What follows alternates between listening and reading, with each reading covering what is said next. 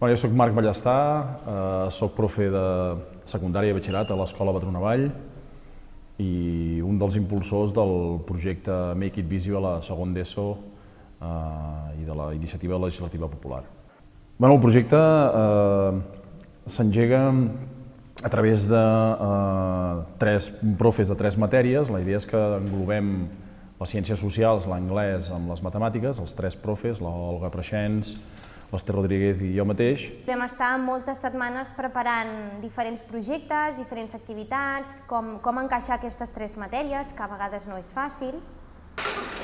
I recordo com el Marc un dia ens va dir: nenes, us he d'explicar un projecte que li porto donant voltes dies i aquest matí, o fins i tot durant la nit, he estat fent esquemes i com connectar les tres matèries, activitats i altres coses. La meva matèria de Ciències Socials sempre havia introduït el que en deia miniprojectes, però que tota l'estructura metodològica del treball a l'aula sigui per projectes, doncs l'Andy Morodo va ser una peça clau, és veritat. Sense ell, estic segur que el projecte no hagués sortit ni la meitat de lo bé que va sortir. La cosa va agafar cos i vam presentar també a l'Andy, que és el noi que ens va ajudar a donar forma al projecte.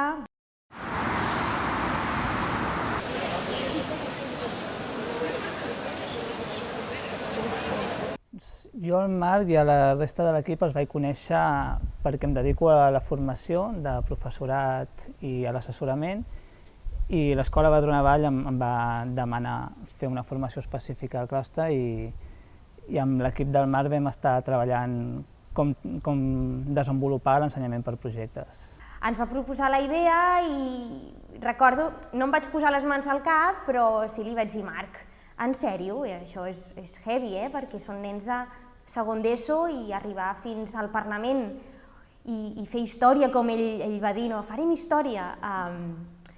Era complicat d'entendre i veure que es pogués fer realitat. Em va agradar molt, perquè ara que tornem a treballar així per assignatures i sense projectes, la veritat es troba a faltar. No sé, era més didàctic, estaves més amb els companys de classe i tot. I és veritat que feies les feines de les assignatures amb més gust. És a dir, unes operacions de matemàtiques les feies amb més gust si havies de calcular-les per algun motiu d'un projecte, que no si et deien tens aquests deures o has de fer aquestes operacions directament. A mi sí que em sembla millor aquesta manera de treballar, perquè al final a l'escola a vegades ens ensenyen moltes coses que potser a la vida real no sabem com aplicar-les, i per mi aquesta manera de treballar és molt millor, perquè realment sí que t'eduquen per la vida real, et preparen per ser crític, per canviar la manera de produir, perquè no t'enganyin, per ajudar en si a tothom a canviar-ho i anar cap a millor. Té avantatges i té inconvenients. Els avantatges és que es treballa més en grup i es millora molt, però també crec que en algunes coses no es poden fer per projectes i que s'haurien d'alternar projectes i classe de manera tradicional. Al principi era com molta inseguretat i molta por per part del professorat, era la primera vegada que feien aquesta metodologia de projectes, i normalment quan qualsevol professional canvia un mètode o un procés, comença pel més bàsic. Aquí van tenir molta valentia, les dues docents i el Marc, i van començar per un projecte macro, interdisciplinar, de gran envergadura, i llavors ells anaven amb peus de plom i amb certa por, però a poc, quan van veure que els nanos reaccionaven molt bé, que els nanos es motivaven i que ràpidament contestaven, s'implicaven i estaven aprenent tant o més com amb una metodologia on ells estaven més acostumats, van perdre aquesta por a implementar, a créixer amb el projecte i va anar tot rodat. Va ser molt fàcil perquè quan els nanos acompanyen el desenvolupament es fa fàcil. Sí que potser a nivell de famílies o de la resta del claustre hi havia alguna barrera o alguna dificultat, però es va saber solventar amb fluïdesa. Apliques certes matèries que són d'àmbits totalment diferents en un sol, llavors potser s'assembla més al que seria la vida real, no? Però sí que és veritat que les matèries convencionals tal qual també va molt bé per només centrar-te en aquella matèria, però per projectes és veritat que és més realista realment i et plantegen problemes quotidians realment. Introduir el treball per projectes a l'ESO fa uns 5-6 anys, el 2014-2015, sí? I de fet nosaltres aquest projecte l'arrenquem el 2016 pel grup que començaria el curs 2017-2018. És que és totalment diferent, o sigui, és a dir, jo penso que no és el mateix veure, per exemple, anglès sense, o sigui, mesclant-lo amb més classes, o sigui, per exemple, català o mates, o sigui, crec que es disminueix molt el temari o els continguts, però sí que alhora aprens molt més a relacionar-los amb la vida en si. Perquè no treballes com normalment, jo crec que a tots els llocs es fa, amb la teva classe fes grups de 4, 5, però són la teva classe, ja la coneixes. Però potser hi ha altres classes que no coneixes gent i et toquen al grup, llavors aquí sí que els coneixes i potser et fas amic i treballes millor, després canvies grup i vas coneixent a més gent, treballes amb més gent diferent. La resposta dels nanos és que metodològicament sona tòpic, però el fet que l'alumne sigui una miqueta al centre de l'aprenentatge, és a dir, que la seva posició no sigui tan passiva escoltant una disserció d'un profe, sinó que tu com a profe d'alguna manera impulses la necessitat d'ells descobrir una cosa, el fet que ells primer treballant en equip i segon que el coneixement vingui del que ells han hagut de descobrir i de recercar, al final fa que tinguin molta més consistència. I em sembla que ells ho acaben reconeixent. Després és veritat que el contingut, apel·lar a la seva condició de consumidors, que és una cosa que tenen com molt instaurada, també ajuda, perquè que el tema central sigui el consum, i en aquest cas el consum conscient, informat i responsable, doncs fa que a poc a poc ells cada vegada s'impliquin més en la possibilitat de canviar coses. Vam rebre un mail al camp d'energia d'aquí a Terrassa. Diem camp d'energia, diguéssim, al grupet que tenim que impulsa l'economia del bé comú aquí a la nostra ciutat. I vam rebre un mail d'un tio que volia tenir una idea d'una escola que volia impulsar una iniciativa legislativa popular que neix de la seva classe, de la seva experiència d'aula. Fa d'inici és frustrar els alumnes perquè se n'adonen que no poden obtenir informació d'allò que volen comprar. I quan comencen a tirar dels fils d'allò que volen comprar, diguem per exemple una peça de roba, doncs es troben que van a la botiga de torn i que no troben la informació d'on procedeix aquella roba, on s'ha produït, quines són els materials que hi ha darrere, al final quin impacte mediambiental i social hi ha darrere d'aquella peça. Llavors, el Marc arriba a nosaltres demanant ajuda perquè el seu projecte, que inicialment era un projecte petit, doncs havia escalat d'una forma espectacular. Per poder recolzar-lo en com materialitzem aquesta iniciativa, perquè clar, els alumnes havien fet el que havien pogut fer, però al final era una matriu, diguéssim, de valorar. Els alumnes havien fet una matriu que pretenia avaluar amb una puntuació quin era el grau de traçabilitat d'un producte i el grau ètic, diguéssim, que hi ha darrere d'un producte, i havien arribat a uns punts interessants però limitats. Llavors, ens va demanar ajuda perquè poguéssim col·laborar a desenvolupar aquest projecte i arribar a un segon nivell que ja tingués cara i ulls per poder-ho presentar en una iniciativa legislativa popular. Recordo quan el Marc, el professor de socials, entre grups ens va indicar, no sé, començar a pensar en què volíem que complís o quins requisits volíem que sortís en aquesta ILP.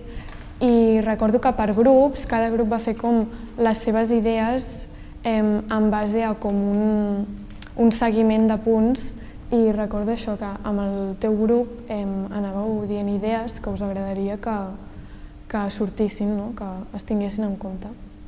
Doncs per mi el millor moment de tot el projecte va ser quan en petits grups vam anar a botigues i en el meu cas vam anar a la botiga Natura i em va agradar molt, per mi va ser el millor moment perquè les persones que ens estaven atenent a la botiga estaven superinteressades en el projecte i es veien com amb moltes ganes de participar-hi i ajudar. La primera promoció, que va ser la que efectivament va presentar la ILP al Parlament, clar, les altres promocions que han anat venint al darrere no deixa de ser el que és la majoria de vegades l'ensenyament, que és una simulació, no?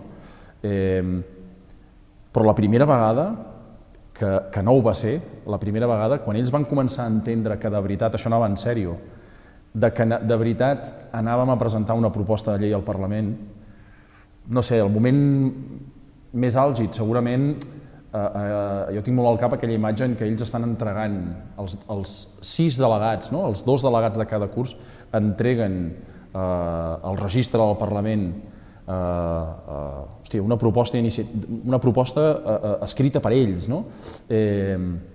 Les cares que ells tenien de «buah, això és gros», jo crec que és un dels punts, diguéssim, més emocionants també, perquè el fet que el que s'estigui fent a l'aula surti i tingui un impacte real, doncs, no sé, és molt, molt emotiu. Jo, quan estàvem fent segon d'ESO, jo era la delegada de la meva classe i per tant a mi em va tocar anar al Parlament i entregar la ILP. Això recordo com un moment bastant maco anar allà a l'oficina on has d'entregar la ILP.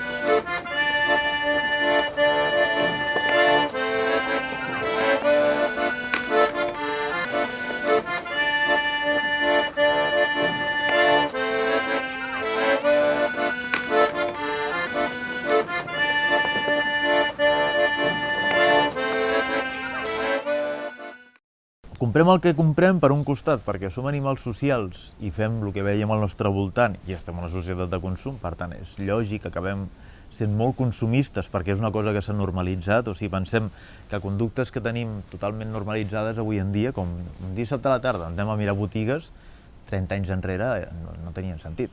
Si no necessitava un producte no anava a comprar. Això per una banda. Per l'altra, perquè el món del màrqueting cada cop s'ha professionalitzat més, el món de la investigació cada cop ha aprofundit més en el nostre cervell per saber com vendre, en altres coses també, però les neurociències han fet un boom en un costat per veure com funciona el cervell, per la inversió de gent de màrqueting, de voler saber què ens fa comprar més. Per tant, què ha portat això? Que les marques cada cop són més bones, amb les seves estratègies, toquen molt més la part emocional de la nostra ment, la part instintiva, per què acabem comprant.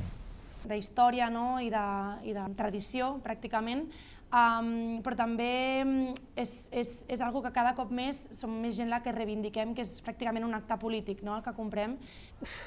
Molts factors afecten el que comprem. Des de la publicitat més evident, que per això existeix aquest tema del màrqueting, com també factors de...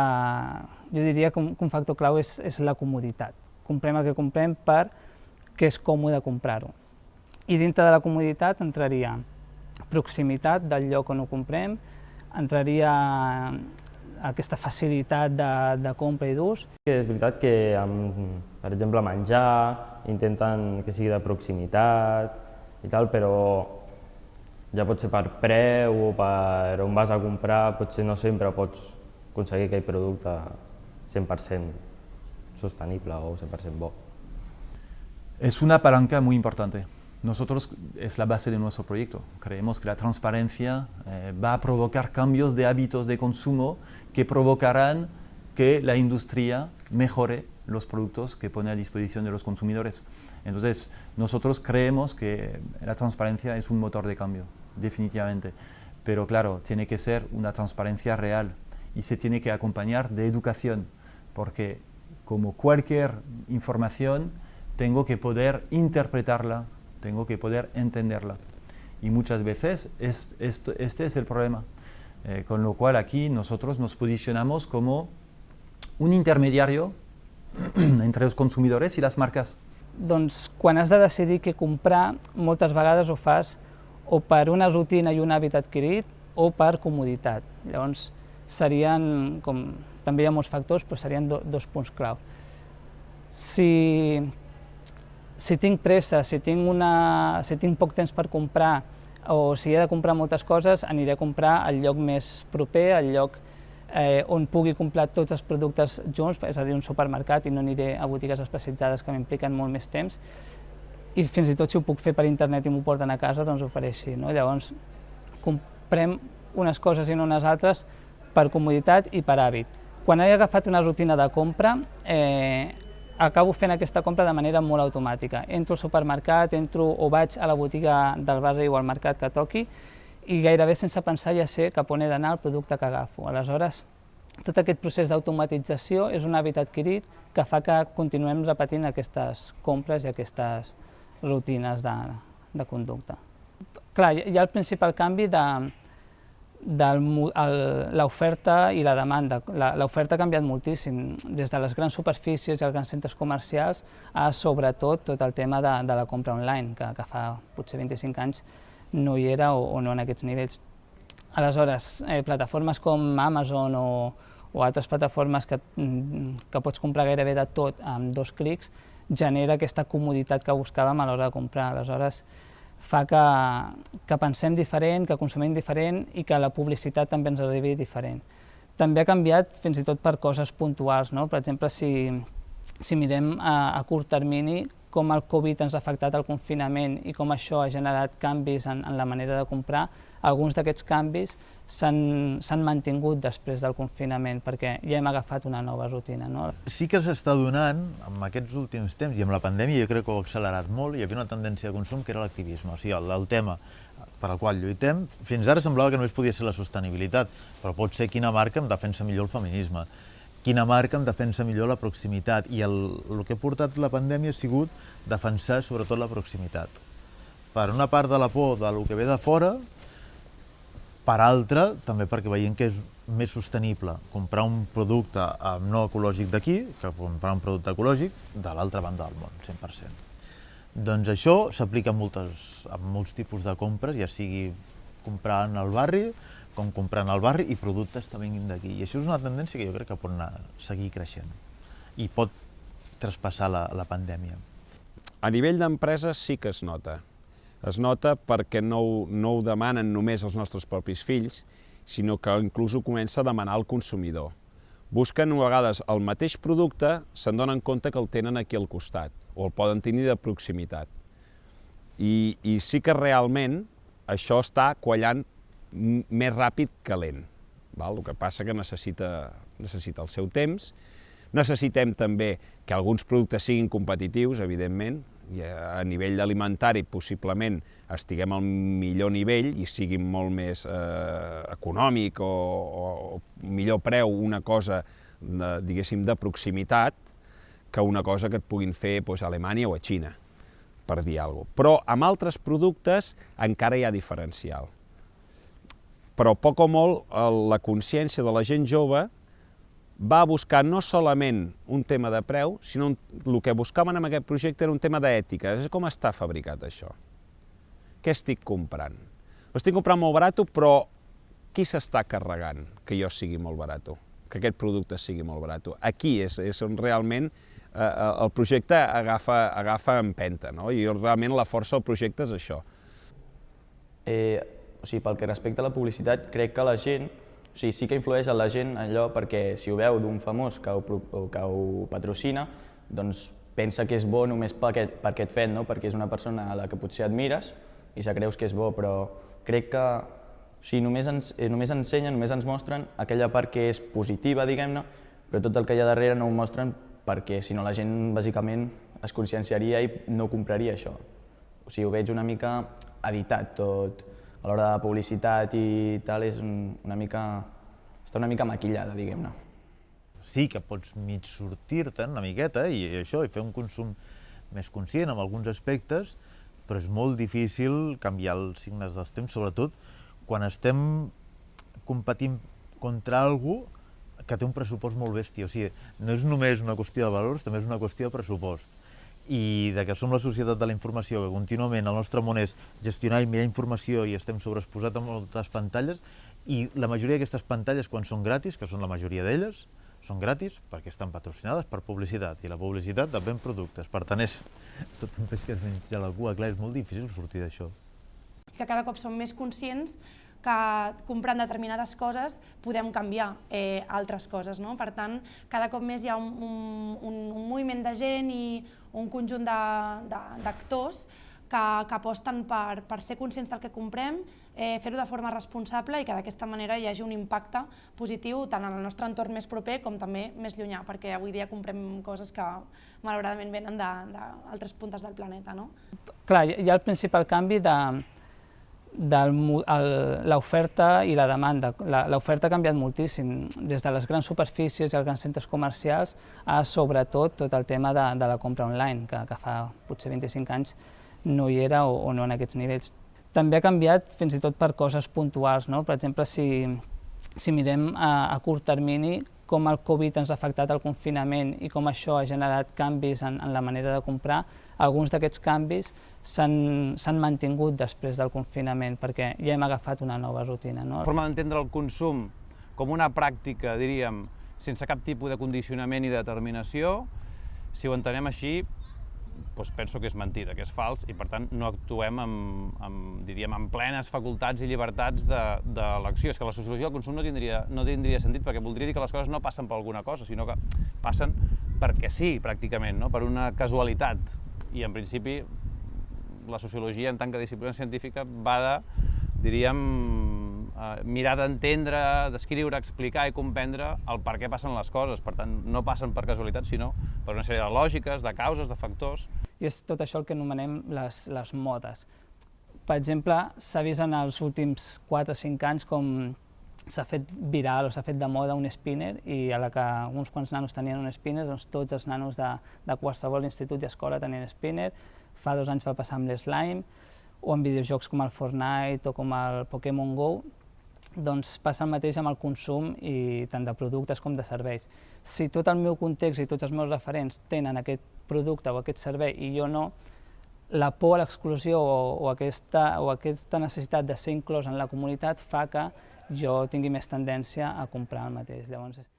Jo no sóc partidària de comprar alguna cosa o de fer alguna cosa perquè hi hagi una persona famosa que m'ho digui, i s'ha de desconfiar d'aquest tipus de publicitat, jo penso, perquè t'expliquen la meitat de les coses, ni la meitat de les coses, i jo personalment no em faig ús. Un factor, i vinculant-ho amb el que dèiem abans, és també el factor emocional, sobretot amb els adolescents que tenen uns patrons de conducta que intenten, que van més a aproximar-se als seus iguals i allunyar-se més dels seus referents adults, com podrien ser els pares i mares. Clar, els docents, dintre dels centres educatius, dintre dels instituts, sobretot amb els adolescents, hem de conèixer el món adolescent, quins són els seus referents, i tot i que no ens agradi potser alguna cosa en concreta, hem de conèixer aquest cantant de trap o de reggaeton i hem de conèixer aquest videojoc. Crec que si al final segueixes a influencers que es diuen que t'ensenyen a posar aquesta roba i dius, ai, m'agrada com li queda, i t'ensenyen com un model de vida molt determinat i t'agradaria ser com ells, o agafes com aquesta imatge d'ells i acabes, vulguis o no, influenciant-te a partir d'això. Veus aquesta samarreta i dius, ui, jo també vull veure'm com ella, la aniràs a comprar. Després no té res a veure-la en un penjador d'una tenda que veure-la en una persona que segueixes, que ja coneixes, i coneixes entre cometes, però que ja saps com és la seva vida i tot, i al final acabes dient, mira, m'agrada aquesta influencer, em compro la samarreta. Jo crec que sí, que és una manera més de connectar amb els joves, més que la tele potser no l'utilitzem tant a vegades, i en canvi les xarxes socials de gran part del dia estem connectades, i al final és una manera molt fàcil d'arribar al públic.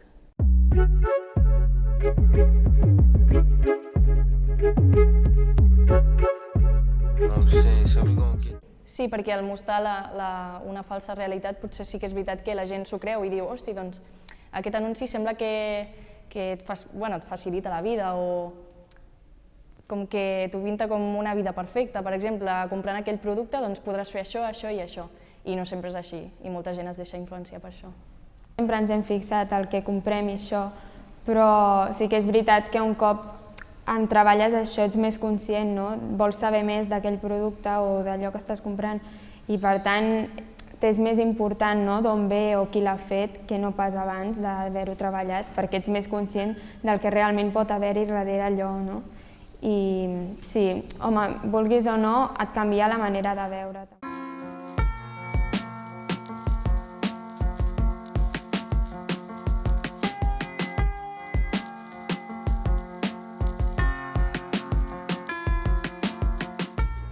A mi em va afectar una mica l'any següent i això. Per exemple, anar a comprar a grans empreses. No hem canviat més la manera de pensar, però al moment de fer-ho hi ha vegades que també seguim comprant de marques que sabem que no està tan bé, però ho fem amb una consciència més bruta i mica en mica estem canviant i millorant. Sí, segueixo moltes marques i per interessar-me a veure què fan i com la seva manera de produir. Que tota la vida el jove s'ha distingit, o sigui, com que és una època en la que busques reafirmar la teva identitat, ja no sóc un nen, ara sóc gran, ja no sóc com el fill dels meus pares, sinó que sóc jo. Quan vas formant aquest procés d'identitat, sempre hi ha hagut objectes que et diferencien. Des de qualsevol tribu tenen ritus i objectes que et diferencien de nen adult, als anys 50 amb la moda dels rockers o amb les tribus urbanes dels 80, això sempre hi ha sigut. Per tant, l'objecte com a definitori de la teva identitat. Què passa? Que aquest consum simbòlic, o sigui, compro alguna cosa per el que significa més que per el que és, i que això m'aporta identitat, en els últims anys ho han agafat el paper, sobretot les marques. O sigui, jo ja no em diferencio dels altres joves i dels meus pares per portar una cresta o per rapar-me cap al zero o per portar el cabell llarg, com serien les tribus urbanes dels 80, als quals també hi havia certs objectes i certes marques, sinó que ja simplement la pròpia marca ja en dona aquesta identitat. I els joves realment, objectivament, són cada cop més marquistes. I ho són moltíssim més i les marques són molt més visibles i han agafat més poder perquè fan una publicitat collonuda que et parla de valors i perquè et parla de, ostres, que és molt xulo, o sigui, tu pertanys a l'equip d'aquesta marca. I més quan la identitat dels joves es mostra cada cop més en públic a les xarxes socials, perquè això també és un canvi amb generacions anteriors, o sigui, la teva carta de presentació ja no és només tu mostrant-te a l'institut, amb els grups de col·legues, sinó que tens una projecció pública amb el teu Instagram o amb el teu TikTok, amb el qual mostres molt més el cos, per tant, tens una exigència molt més bèstia cap al cos, perfilar-te, tenir-lo bé, i amb la roba que portes, perquè hi expliquen molt de tu les marques. En general, les marques més grans són les que acostumem a comprar més. Al final el que acabes comprant. A grans magatzems o a outlets o a botigues i estar preocupat de què hi havia darrere perquè realment no ho saps. Clar, jo d'entrada no faria una partició radical entre el consum, deixem-lo del consumisme a banda de moment, entre el consum conscient i el consum inconscient. Tots els consumidors tenim una dimensió de les nostres pràctiques i representacions del consum es fan des del conscient, però al mateix temps tots tenim una dimensió inconscient que està allà, latent, implícita, diríem, jugant el seu paper. Jo crec que sí, sobretot a les xarxes socials. Si et va sortint el mateix anunci dia sí, dia també a Instagram, acabes dient, hosti, això m'agrada, vull comprar-ho. I com més veus aquest anunci, inconscientment se't va quedant en la ment. Llavors, si trobes, no sé, vas a alguna botiga i veus això, dius, ostres, doncs m'ho compro perquè m'ha sortit molts cops i ja sé el que és. A veure, jo crec que una mica sí que ha influït aquest projecte, perquè després d'haver-te informat, doncs, una mica sí que et canvia, no?, la manera de pensar, però alhora també penso que és una mica difícil perquè al final totes aquelles coses que són necessàries no pots evitar-les al comprar-les, no?, tipus la roba o els aliments. Amb aquest projecte m'ha ajudat, quan m'he fet més gran, a pensar-hi i dir realment el que estic veient és la veritat o és el que em volen vendre. Un aspecte que fa que comprem tant com comprem és que al cap d'un dia un ciutadà mitjà ha rebut uns 400 impactes publicitaris, 350, 400, la majoria d'ells vinguent ja des del telèfon mòbil. Per tant, nosaltres portem la publicitat a sobre, però és que quan aixeco la vista veig cartells en el carrer, a les carreteres, a les parades d'autobús, tinc la ràdio i em va sortint publicitat, més uns 2.000, 2.500 impactes més indirectes de publicitat amb logotips de marques, logotips en els cotxes, enganxines. Per tant, al cap del dia rebo més de 3.000 impactes publicitaris i tots aquests impactes t'estan dient que està molt bé comprar, perquè partim del valor de que o de la premissa que consumir més ens fa més feliç. Close the door to open a window.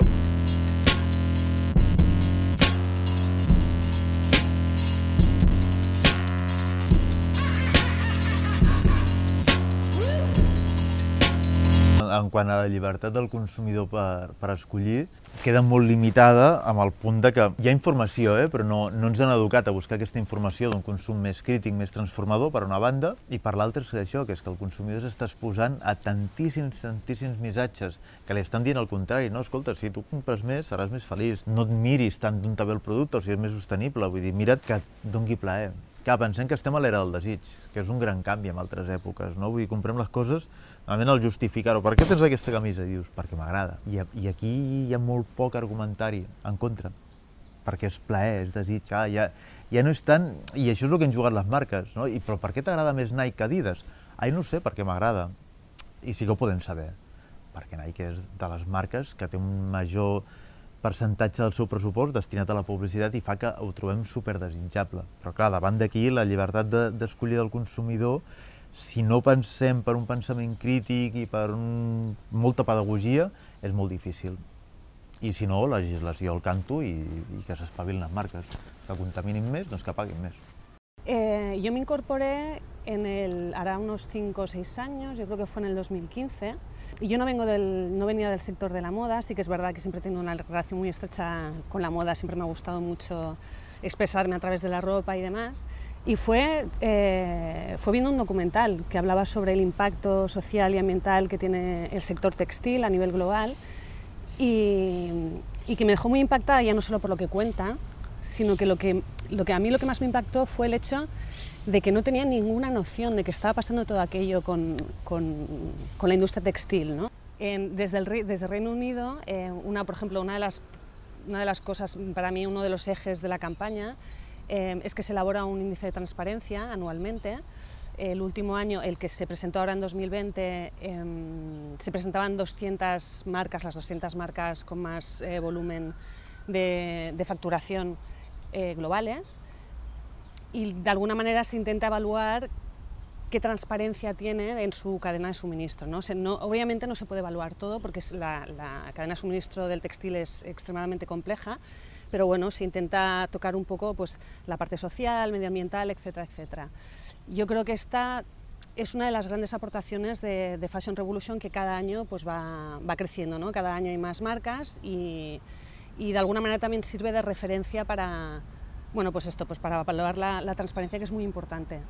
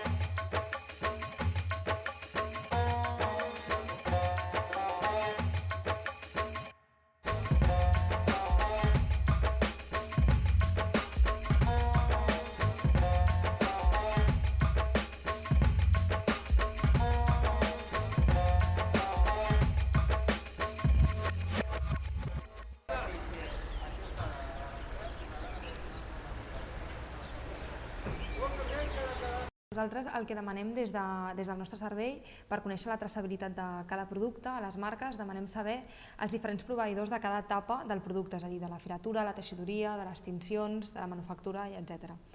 no només demanem el proveïdor i per tant el nom del proveïdor i el país, sinó que també moltes vegades demanem les certificacions que tenen per conèixer una mica més i profunditzar una mica més sobre la feina de cada proveïdor i de fet, de vegades, quan no hi ha certificacions oficials sí que demanem un document més aviat més intern per conèixer que implica posar-se en contacte directe amb el proveïdor i saber una mica més què fan i com es treballa.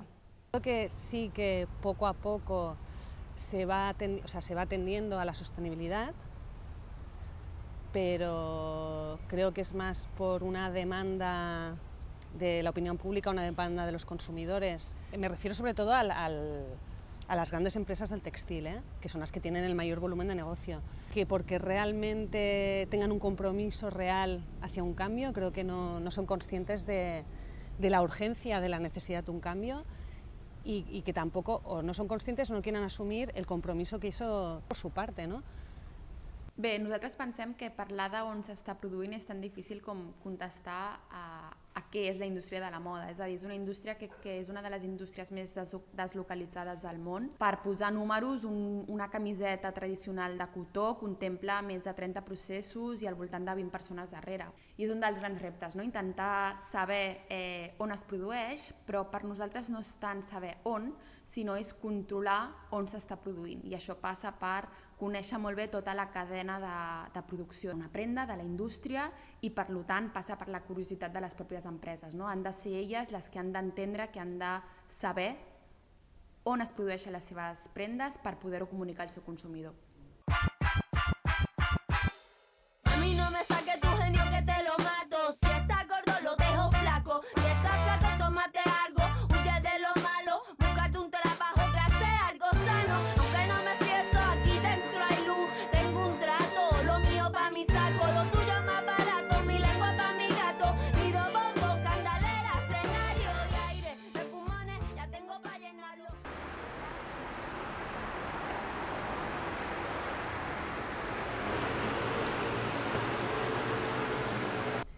Tothom va cap aquí. Ho faran de la manera que creiem que és correcta o no, això ja és criticable i segurament hi ha molts aspectes que no, però tothom va cap aquí, tothom. O sigui, nosaltres apostem pel reciclatge tèxtil 100% i ens agradaria que la nostra col·lecció de roba que en un futur fos 100% amb teixit reciclat i a poder ser en el món del postconsum, o sigui, reciclar roba que ja ha estat utilitzada.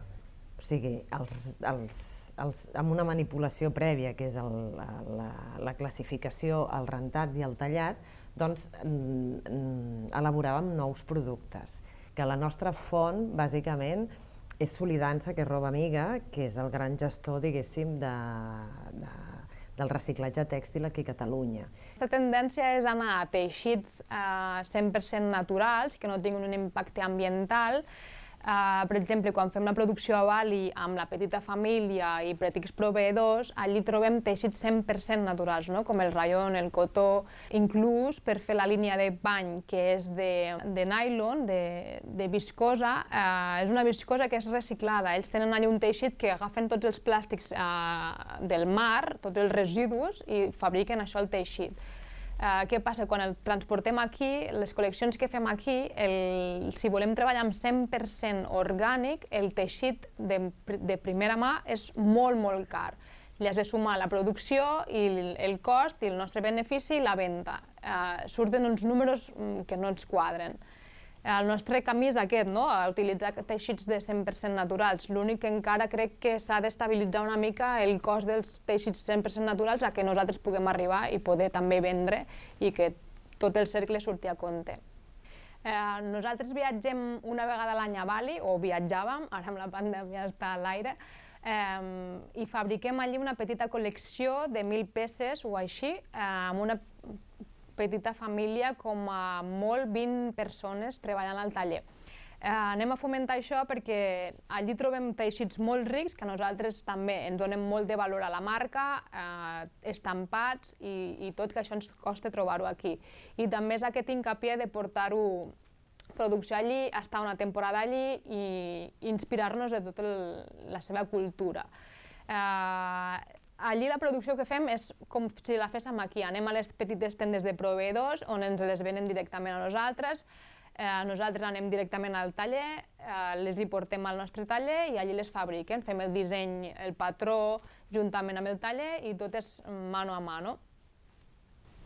Jo crec que la informació, el procés de compra és molt important i crec que les petites marques arribarien molt més fàcil també al consumidor, al client final, pel tipus de la transparència, perquè, bueno, és veritat que si compares, potser encara falta molta educació a través del sector de la moda, perquè la moda sempre ha estat molt violada, fins ara, amb totes les grans empreses i amb deslocalitzar-ho d'aquí, i si al final el consumidor final, que és el client, tingués la informació molt clara d'on prové, quan s'ha gastat d'aigua, de CO2 per fabricar-la, jo crec que a poc se podria canviar la mentalitat de venda, de consumir.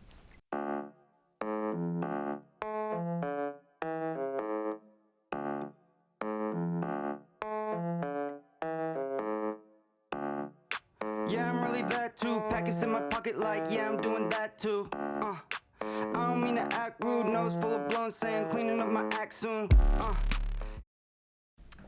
Pues el Coco es una comunidad de consumidores conscientes. De hecho, de ahí proviene nuestro nombre, Coco, consumidor consciente. Con este proyecto lo que pretendemos es informar de forma transparente al consumidor. Creemos que es uno de los problemas mayores al que se enfrentan los consumidores, la falta de transparencia sobre lo que compran. Entonces, realmente las raíces del proyecto son estas, ¿no? Se podrían resumir con la palabra transparencia. Entonces, esta comunidad concretamente, ¿qué es? Pues pasa a través de una app móvil gratuita que cualquiera se puede descargar en Android o iPhone, y damos la posibilidad al consumidor de escanear el código de barras aplicado de momento únicamente al ámbito de productos de alimentación. Entonces el consumidor que está en un supermercado se puede descargar la app y la puede utilizar de forma rápida, fácil. En un scan del código de barras va a recibir una información transparente sobre la calidad nutricional de este producto. MyReal Food és una aplicació mòbil que pretén informar el consumidor i per això té un escàner que escaneges el codi de barres d'un producte i en el moment et diu si és menjar real, bon processat o ultraprocessat. Tanmateix té una comunitat d'usuaris i una comunitat de receptes en el que la gent simplement comparteix el que està menjant i les seves receptes per motivar la gent a menjar més saludable i construir un estil de vida en aquest sentit.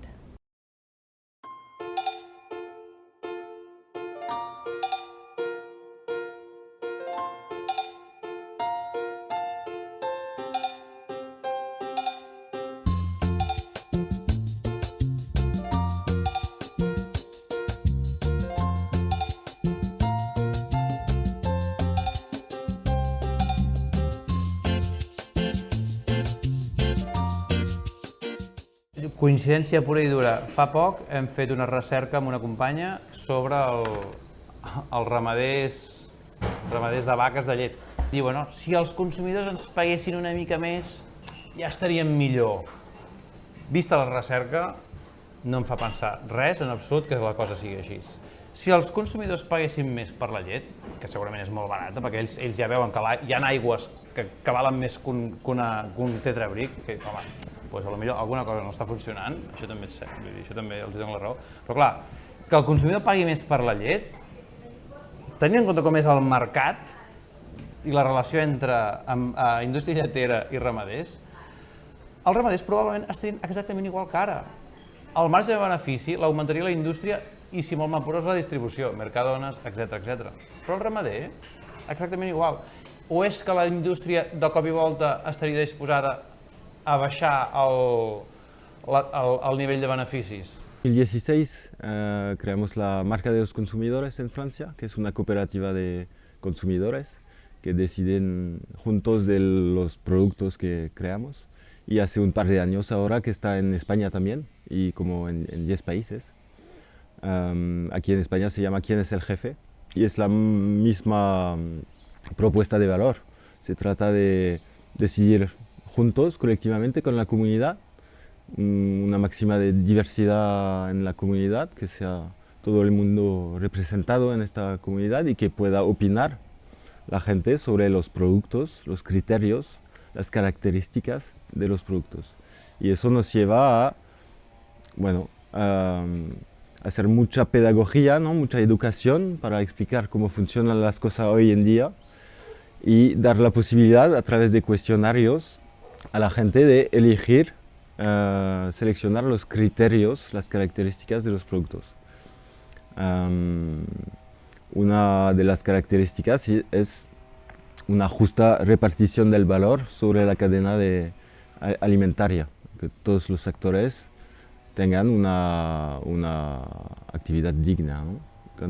Y una remuneración digna. Glaner, c'est l'esprit d'Antansa. J'ai entendu souvent ma mère dire « Fini de ramasser pour pas gaspiller ». Espigoladors és una entitat social que va néixer l'any 2014 per donar resposta a 3 problemàtiques socials i ambientals a través d'un model únic i que hi actués de manera transversal.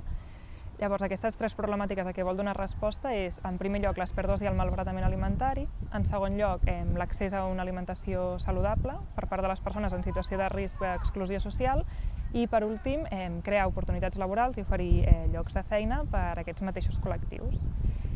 Llavors, l'activitat principal d'espigoladors, que és també l'activitat que ens dona nom, és espigolar, que això és una activitat amb arrels mil·lenàries que Espigoladors ha recuperat, que consisteix en anar als camps del sector primari, acollir tots aquells aliments, que són fruites i verdures, que ells i elles no poden comercialitzar, sobretot per qüestions de polítiques de preu i polítiques estètiques. Clar, els consumidors finals segurament no compren ja fruites i verdures, si ara ens centrem en fruites i verdures no imperfectes, amb aquestes formes que difereixen de la norma, és principalment perquè el que tenim als comerços, és a dir, aquestes fruites i verdures ja no hi són als comerços, perquè al llarg de tots els passos previs de la cadena alimentària ja s'han descartat prèviament. Llavors, els consumidors i consumidores no estem acostumats i acostumades a veure aquestes fruites i verdures en formes imperfectes i potser la primera vegada que les veiem, si és que les arribem a veure, doncs ens xoca i pensem que potser no són bones, no? Quan realment són igual de segures i nutritives. Too Good To Go va néixer a Dinamarca a finals del 2016, de fet de la mà de 4 emprenedors que estaven sopant en un bufet i van veure com després de sopar tot el menjar que encara seguia a les safates es llançava. Van veure que hi havia un problema i que no només era a Dinamarca i en aquell bufet, sinó que era arreu del món i un problema molt complex. Segons l'OCU ja es calcula que el 73% dels consumidors ja fan a Espanya alguna de les seves decisions de compra per motius ètics o sostenibilitat. Per tant, ja creiem que és una tendència que està creixent i que després no seran algunes decisions, sinó que seran pràcticament totes i que realment és una cosa que està creixent i a Too Good To Go ho hem vist, com s'ha abraçat aquesta iniciativa, com la gent hi veu el potencial i no li fa res prendre aquestes decisions per un motiu ètic i sostenible. Creiem que aquí està la clau. Però també creiem que és essencial que els altres 4 motors de la societat, que són aquesta part de l'educació i les escoles, les universitats, les famílies, les llars, els consumidors individualment, amb les empreses i grans negocis i el sector públic o els que fan les decisions, tots remin en el mateix sentit. I per això nosaltres treballem en tots aquests sentits, amb campanyes, amb parts més visibles i parts més invisibles de treball intern, perquè creiem que ningú pot esperar que l'altre faci la feina, però això no vol dir que ens haguem d'oblidar ningú. No podem deixar ningú enrere, però a la vegada no podem esperar que no fer res perquè l'altre no ho està fent. Cada cop més la gent es motiva, s'automotiva pràcticament, i cada un d'aquests actors està fent coses. Potser els òrgans de govern o les polítiques venen per demanda dels ciutadans, a vegades venen tard, però esperem que vinguin perquè al final aquests són els canvis que es queden i aquells que no es volen sumar al carro s'hi acabaran sumant per llei. Ha passat amb la llei del malbaratament, que ja s'ha aprovat i que qui vulgui ja ho està fent, ja està posant solució al malbaratament i qui no, al final per llei li tocarà fer-ho. Però també el ciutadà, també els consumidors i les empreses tenen un gran poder de canvi. En un passat, la part econòmica d'una família que destinaven al menjar era una part molt més elevada que se l'està destinant ara. Moltes vegades s'ha pogut aconseguir amb la industrialització de la producció de productes alimentaris. I això fa que el preu pugui ser molt més baix. Però d'altres vegades realment no s'entén com a dia d'avui una persona, per dir-ho d'una manera, pugui dir ostres, un ou a una dotzena d'ous a €1,50 em resulta car, quan dius, ostres, no sé, hi ha productes que no són de primera necessitat, com pot ser una funda del mòbil a €4. M'explico. És només que estan canviant una miqueta, canvien una miqueta les prioritats de les persones i l'alimentació, com que n'hi ha de sobres, com que no és un preu exagerat, ningú s'hi preocupa. I qualsevol cosa a un preu que estigui bé i a vegades els hi sembla correcte. Primero, parece tonto, pero comemos varias veces al día normalmente y somos muchos.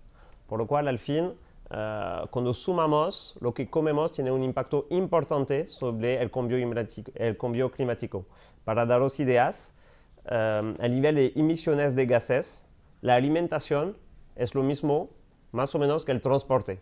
O sea, cuando pensamos en emisiones de gases, vamos a pensar en coches, vamos a pensar en aviones, pero pocas veces vamos a pensar en lo que comemos, cuando realmente tiene un impacto importante. Y el segundo problema es que cuando empezamos a pensar en lo que comemos cuando afecta, a menudo nos equivocamos. Porque si pregunto a 10 personas en la calle cómo puedo reducir mi huella de carbono cuando compro, me van a decir todos comprar local. Porque es intuitivo de pensar que es mejor comprar local que comprar en América Latina. Es cierto, pero tiene muy poco impacto en la huella de carbono.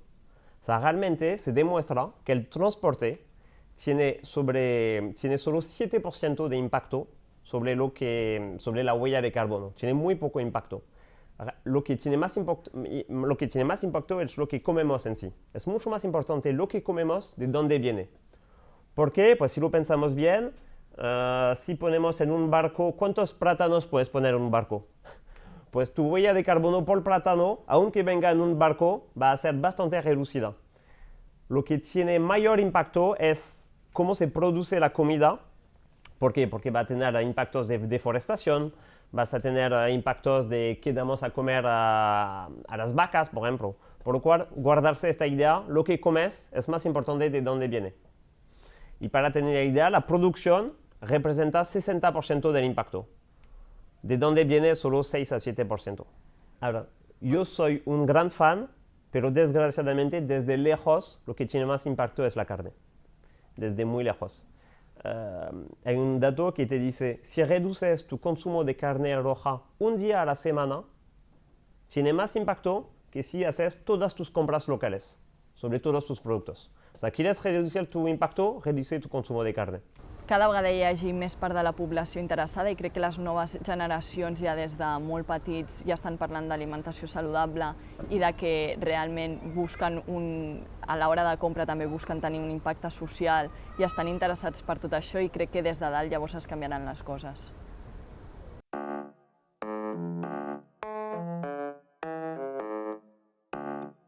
Patriota és simplement pagar els impostos, no defraudar, no corrompre, no acceptar suborns, no donar contractes amics, no tenir comptes corrents ni a Suïssa, ni a Panamà, ni a Liechtenstein, ni a Luxemburg i, lògicament, a Andorra, perquè això és ser patriota. Ferran Civit i Martí, natural de l'Espluga de Francolí, fins a aquesta darrera legislatura portaveu de Medi Ambient i temes d'economia social i energies renovables al Parlament de Catalunya per part d'Esquerra. Jo havia llegit coses del Christian Felber i coses de temes d'economia del bé comú. Cada vegada veiem més que els canvis poden ser molt sobtats, però sí que crec que la tendència és no donar lleis clares ni receptes, sinó donar pautes i recursos i estratègies per tal que l'alumne o el consumidor pugui escollir, pugui opinar i pugui informar-se. Jo crec que no hem d'estar a les aules dient això no ho mengis, això no ho compris, sinó dient com informar-te del que estàs comprant, com decidir què menges, quins efectes positius i negatius té aquesta conducta. Llavors, la tendència és passar del coneixement a les estratègies, donar estratègies i recursos a l'alumne per empoderar-lo i que sigui ell qui decideixi amb prou argumentació i amb prou solidesa què fa i per què ho fa. I si decideix un consum poc responsable, com a mínim que sigui conscient i que tingui eines per canviar-ho en un futur. Les escoles, i sobretot les generacions que venen, són unes corretges de transmissió boníssimes per canviar la mentalitat i el paradigma, perquè són molt sovint els canvis els porten la canalla des de baix, no? Ja que estem parlant de fer una revolució des de baix, en aquest cas literalment des de baix perquè són més petits que nosaltres, llavors des de baix ens ho porten a les generacions superiors, no? Que són els pares i les mares, els avis i les àvies. Doncs clar, són ells els que han portat molt sovint la nova normalitat de les coses que s'han de fer les noves generacions. I això ha permès que moltes famílies agafessin hàbits saludables, que moltes famílies reciclessin, que moltes famílies, per exemple, comencessin a menjar menys carn i comencessin a ser més vegetarianes, que acceptessin altres pares i mares de l'AMPA que són homosexuals o que són d'altres països i que no hi passi cap problema pel fet de tenir procedències o llengües diferents, i això la canalla és el que ha permès que entri.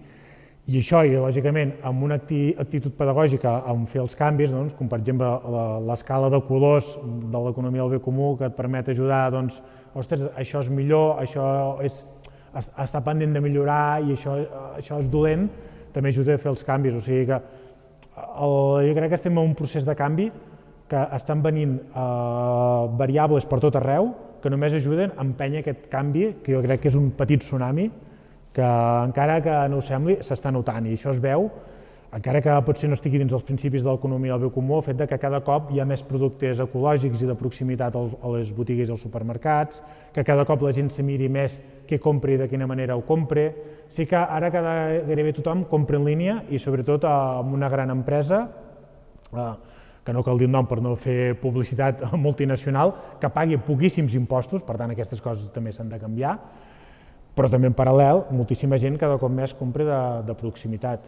I crec que podem fer compatibles les dues coses, una pagant tots els impostos que ha de pagar i que ara mateix proporcionalment pagui més una botiga de barri que no pas aquesta gran empresa, que totes les externalitats ambientals i socials negatives les pagui i les computi en el seu preu i, lògicament, potenciant aquest sistema. I pel mig, tota l'economia del bé comú que enllaci i, lògicament, empenyent des de darrere les noves generacions a través de les escoles. La pressió ve per part del consumidor, per part de la indústria, però pensem que és molt important que aquesta pressió vingui recolzada d'un suport de llei. I en aquest sentit pensem que és molt important que hi hagi una llei que reguli quina és la informació i com es dona aquesta informació a consumidor final, ja que treballem amb dades, treballem amb informació, però aquesta informació ha de ser regulada. Yo creo que la información es un arma de doble filo. O sea, creo que por un lado es muy positiva porque al final no deja de ser información en cuanto a conocimientos y concienciación en consecuencia, y yo creo que eso es súper positivo. Lo que pasa es que la información, cuando no es rigurosa, cuando no es veraz, lleva engaño, que esto lo vemos en el greenwashing, por ejemplo, que están practicando cada vez más las empresas. Entonces, al final lo que se genera es... Lo que acaba ocurriendo es que se vacían de contenidos conceptos que son muy importantes y son muy interesantes, como puede ser la propia sostenibilidad o el concepto de circularidad. Se genera mucha confusión en el ciudadano, porque al final no sabe muy bien qué es lo que sí es, qué es lo que no es. Y también se genera una falsa sensación de que se están haciendo muchas cosas, con lo cual también, bueno, pues estamos un poco salvados, cuando no es así. Cuando realmente no s'està haciendo tanto. Nosaltres ja fa temps que venim treballant amb una eina, que és des de l'economia del bé comú treballem amb el que es diu el balanç del bé comú, i llavors vam voler simplificar aquesta eina per poder obtenir una altra eina més focalitzada en la mesura de l'impacte de sostenibilitat i l'impacte social que hi ha darrere d'un producte en concret. I per tant vam agafar aquella matriu, diguéssim, basada en els 5 valors que hem comentat abans i vam fer aquells 5 nivells de maduració per aconseguir tenir aquesta eina que no és més que una proposta per poder mesurar aquest tercer criteri, aquesta tercera dimensió, que és la part ètica. És una proposta, al final l'important és que això es parli i que es porti cada cop més en primera plana, perquè al final hem de partir tant des del món empresarial com des de la ciutadania com des de les administracions públiques les tres dimensions han de fer passes cap aquí, amb l'emergència climàtica, amb tot el que ara mateix ens està caient, no? Modificar una miqueta aquesta matriu, simplificar-la, agilitzar-la per aconseguir una matriu específica dels productes, no tant del comportament global de l'empresa. Aleshores, el que busquem és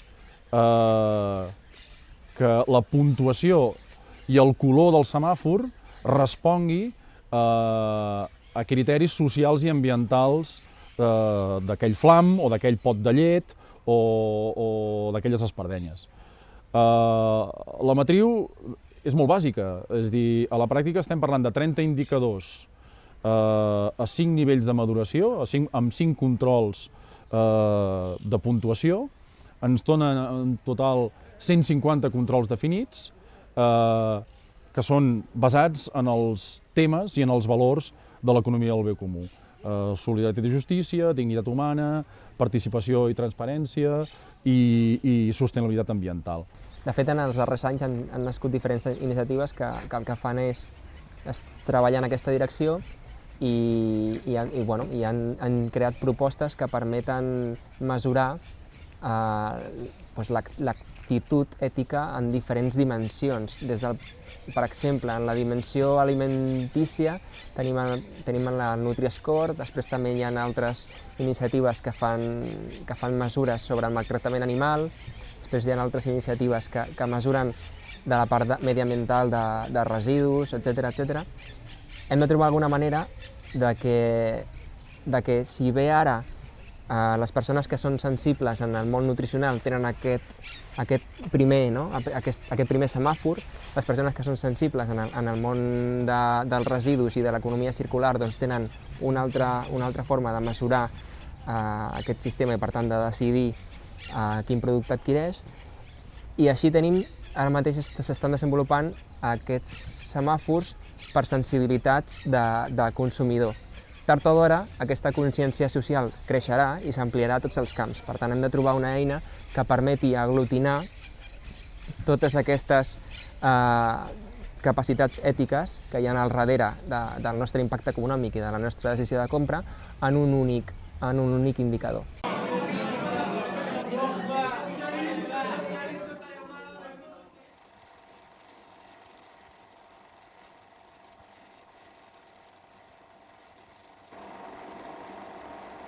Destruction d'espèces entières pour le profit. 280 espèces d'oiseaux et de mammifères disparues depuis environ 100 ans. 4 à 5 000 éléphants, 1000 rhinocéros abattus au Kenya cette année. Plus près et tout autour, plusieurs milliers d'arbres morts.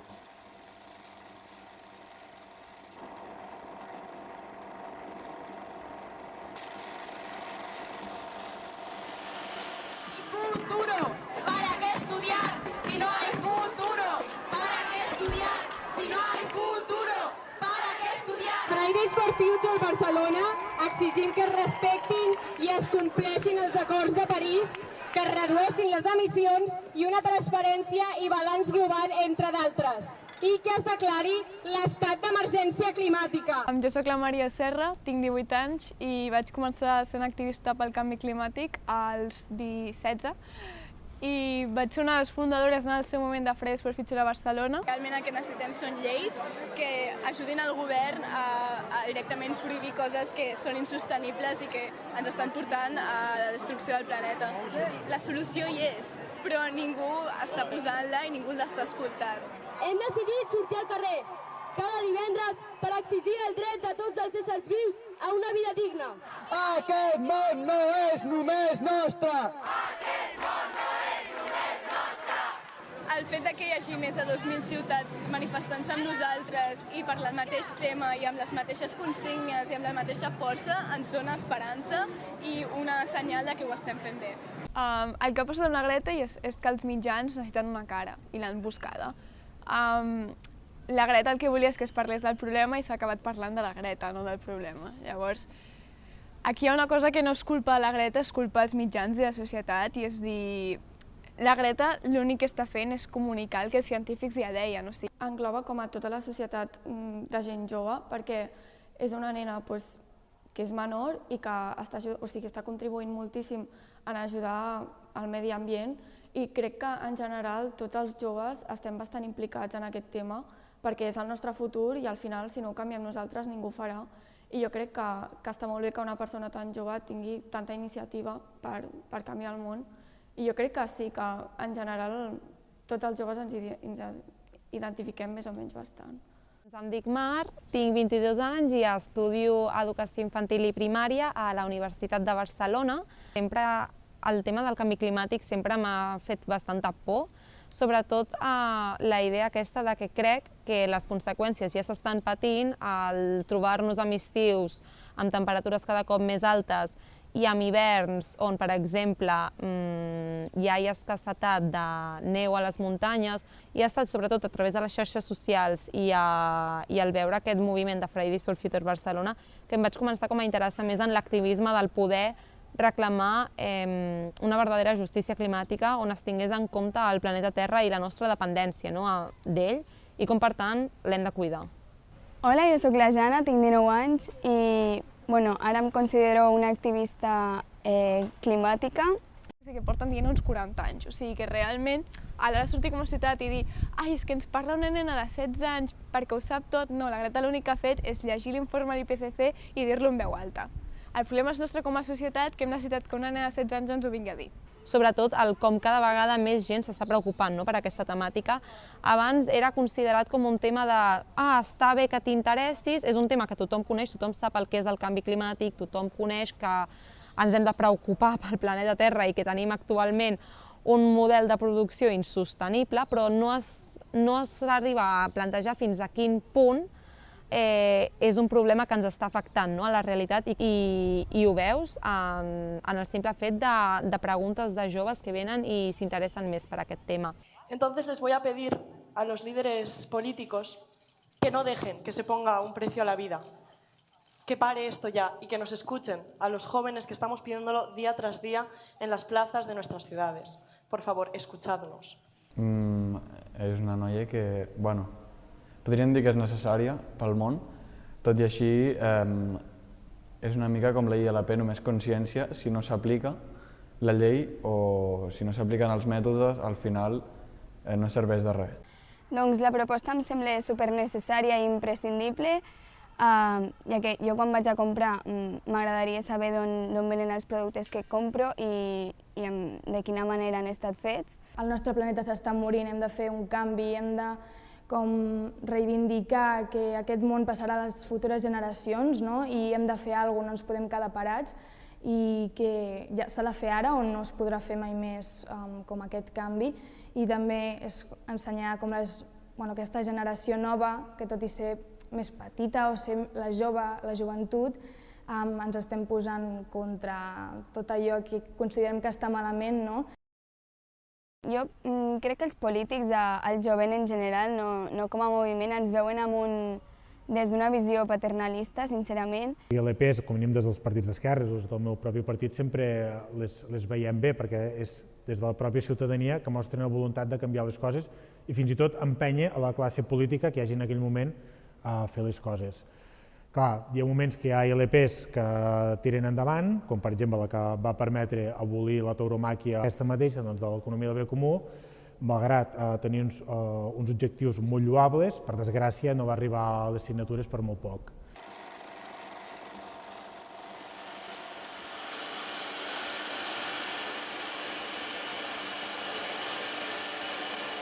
Destruction des oiseaux et des insectes utiles à l'agriculture.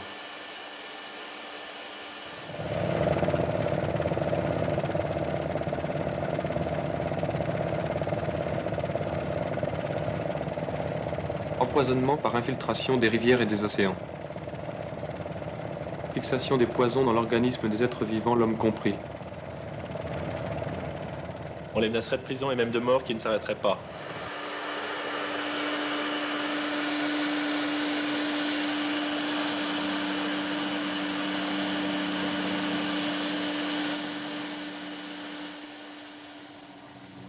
Eux non plus, je suppose. I llavors, clar, doncs jo crec que l'objectiu és que si no s'havien aconseguit les signatures, l'important era recollir la voluntat d'aquesta ILP i mirar doncs, de que per vies parlamentàries pogués tirar endavant. El problema és que és que la legislatura ha decaigut i no hem pogut tirar-ho més endavant, però espero que a la següent legislatura això tiri endavant de nou i es faci efectiva, perquè anem cap aquí. Jo dic, sin planeta no hay futuro. Sin planeta no hay futuro. Molt bé. Nosaltres també diem que ens roben el temps, ens roben la vida. Ens roben el temps, ens roben la vida. Ens roben el temps, ens roben la vida. I la més fàcil, la que sempre cridem. Què volem? Justícia climàtica. Com la volem? Ja. Què volem? Justícia climàtica. Com la volem? Ja. I una altra que és molt important, perquè s'ha d'assenyalar responsables per aquesta crisi climàtica, que és també una crisi social, una crisi energètica, una crisi de principis i una crisi de valors. Tu lucro, mata la vida, nuestra generación se queda sin salida. Tu lucro, mata la vida, nuestra generación se queda sin salida.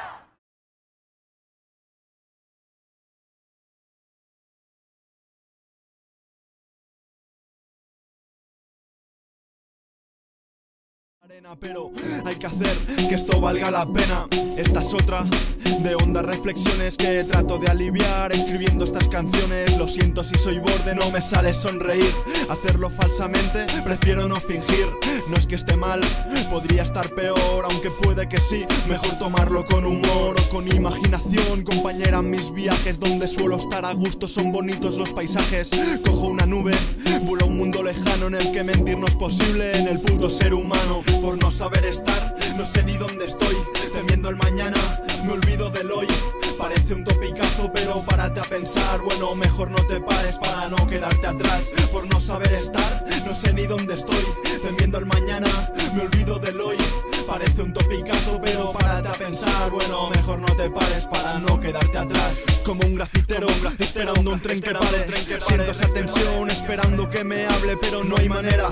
No soy nadie para ella, yo sigo a lo mío. A mi larga espera que parece que no cese. Y además no soy capaz de dejar de preocuparme, de tener mi alma en paz. ¿Qué más dará? Si dicen que es mejor tener mil problemas que un vacío interior, despertarse de un sueño donde todo va bien. Te encuentras en un sitio parecido al Edén y tras disfrutar dormido vuelves a la realidad. Aún no ha salido el sol, todo es oscuridad. Otra botella, otra sonrisa, otro amor platónico, otro no saber qué hacer. Si vienes me quedo afónico, otra noche de 2 besos y un hasta luego cuando el máximo placer se reduce a mi ciego. Por no saber estar, no sé ni dónde estoy. Temiendo el mañana, me olvido del hoy. Parece un topicazo, pero párate a pensar. Bueno, mejor no te pares para no quedarte atrás. Por no saber estar, no sé ni dónde estoy. Temiendo el mañana, me olvido del hoy. Parece un topicazo, pero párate a pensar. Bueno, mejor no te pares para no quedarte atrás. Dormirse y alcanzar ese sueño que persigues. No importa nada más que la vida que tú vives. Se cumplen tus deseos, se hacen realidad. Dejadme tranquilo, no quisiera despertar, no saber en quién pensar y volverte a dormir. Cuando el roce y la pasión se convierte en elixir, el motivo por el que vale la pena vivir sin perder un minuto para llegar a ser feliz. Cosa difícil lo sabemos, pero es un objetivo al que nunca renunciaremos, pues la vida es eso, por lo menos intentarlo. Valorar más la intención que no el resultado. Valorar un abrazo por encima de un billete. Valorar la libertad y sacarnos los grilletes que nadie nos prohíbe, aunque suena utopía. Prefiero seguir soñando a creerme esas mentiras. Por no saber estar, no sé ni dónde estoy. Temiendo el mañana, me olvido del hoy. Parece un topicazo, pero párate a pensar. Bueno, mejor no te pares para no quedarte atrás. Por no saber estar, no sé ni dónde estoy. Temiendo el mañana, me olvido del hoy. Parece un topicazo, pero párate a pensar. Bueno, mejor no te pares para no quedarte atrás.